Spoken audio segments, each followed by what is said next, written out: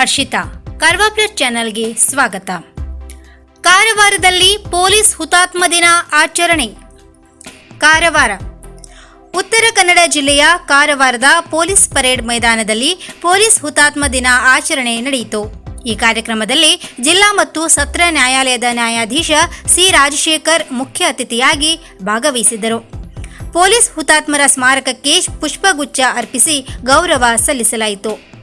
China ವಿರುದ್ಧದ ಹೋರಾಟದಲ್ಲಿ ಹುತಾತ್ಮರಾದ ಪೊಲೀಸರಿಗೆ ಗೌರವ ವಂದನೆ ಸಲ್ಲಿಸಲಾಯಿತು.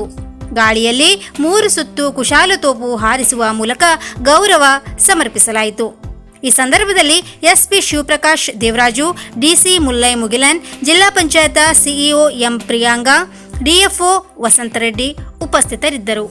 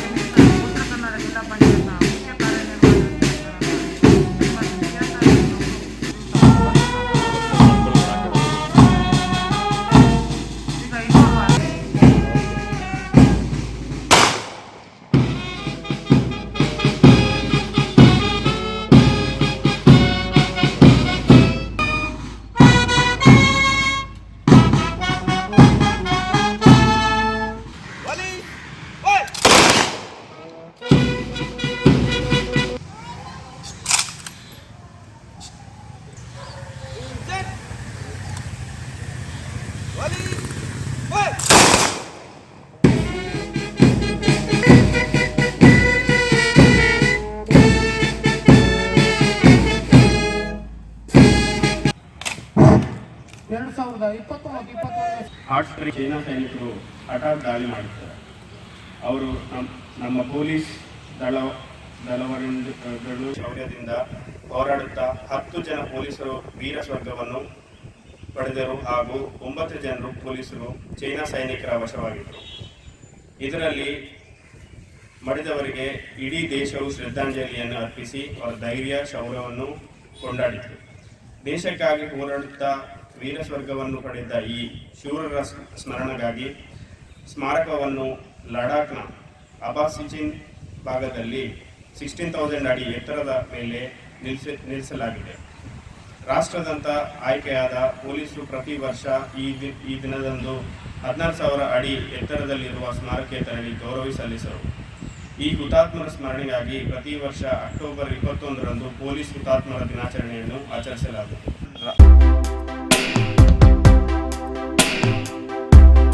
ಅಕ್ರಮವಾಗಿ ಕೋಣಗಳ ಸಾಗಾಟ ಯತ್ನ, 4 ಆರೋಪಿಗಳ ಬಂಧನ. ಅಂಕೋಲಾ ತಾಲೂಕಿನ ಕೊಡ್ಸಣಿ ಗ್ರಾಮದ ಬಳಿ ಅಕ್ರಮವಾಗಿ ಕೋಣಗಳ ಸಾಗಾಟದ ಯತ್ನ ನಡೆಸುತ್ತಿದ್ದ 4 ಆರೋಪಿಗಳನ್ನು ಬಂಧಿಸಲಾಗಿದೆ. ತಡರಾತ್ರಿ 1:15 ಸುಮಾರಿಗೆ ಲಾರಿಯಲ್ಲಿ ಕೋಣಗಳನ್ನು ಸಾಗಾಟ ನಡೆಸಲಾಗಿತ್ತು.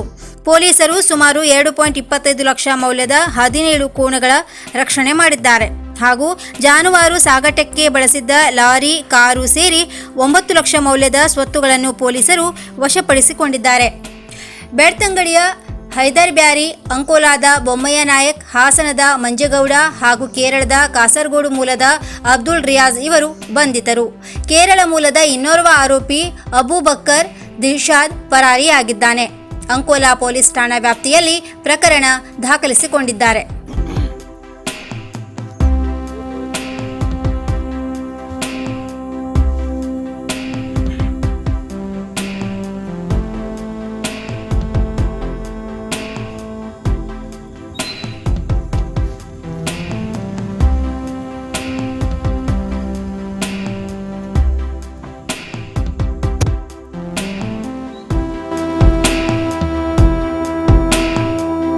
ವಿವಾದಿತ ಜಾಹೀರಾತು, ನಟ ಆಮಿರ್ ಖಾನ್ ವಿರುದ್ಧ ಅನಂತ್ ಕುಮಾರ್ ಹೆಗಡೆ ಕಿಡಿ.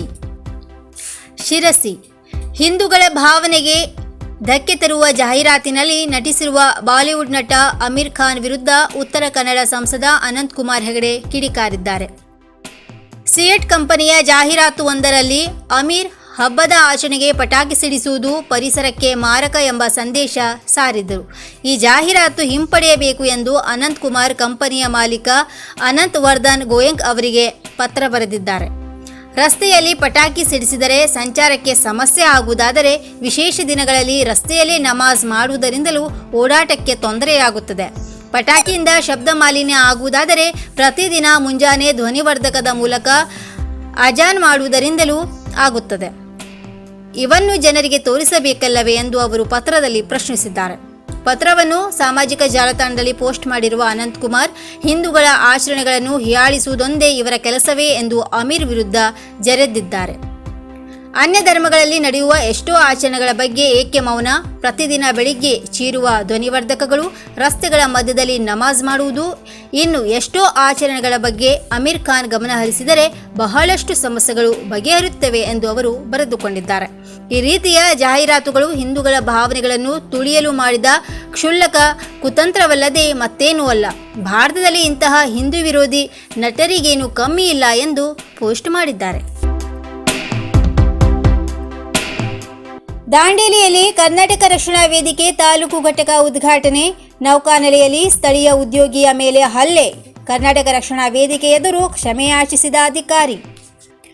ಕನ್ನಡ ಪರ ಧ್ವನಿ ಎತ್ತಿ ಹೋರಾಟ ಮಾಡುತ್ತಿರುವ ಕರ್ನಾಟಕ ರಕ್ಷಣಾ ವೇದಿಕೆ ಸಂಘಟನೆಯು ಉತ್ತರ ಕನ್ನಡ ಜಿಲ್ಲೆಯ ದಾಂಡೇಲಿಯಲ್ಲಿ ತನ್ನ ನೂತನ ಘಟಕವನ್ನು ಇಂದು ಉದ್ಘಾಟಿಸಿತು.